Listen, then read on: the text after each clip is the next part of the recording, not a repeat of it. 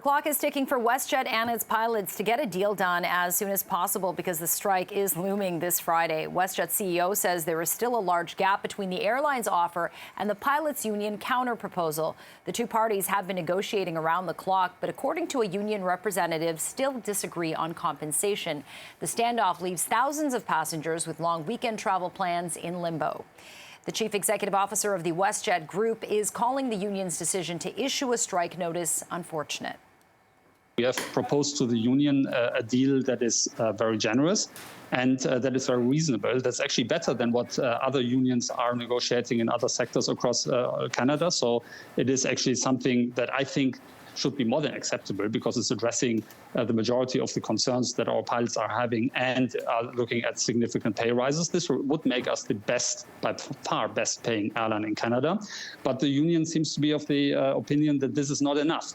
And that's the problem, because we can't, there are limits to what we can afford, because we have a responsibility to all our 15,000 employees, and we have a responsibility to the future of the companies. Now, the Master Executive Council Chair of the Westjet Airline Pilots Association joined us on CP24 Live at noon yesterday with the latest on the impending strike. We've been in negotiations since September of 2022. It's been 8 months. We've made some progress, but recently things have again stalled out. We were in a position last Friday where we could have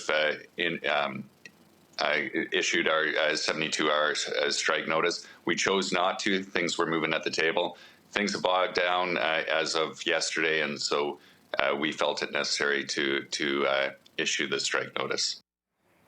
And the GTAA has issued a statement that says, as Friday's deadline approaches, we remind passengers to check their flight's status and please do not come to the airport if your flight is canceled. For information about scheduled Westjet flights, please reach out to the airline directly via westjet.com.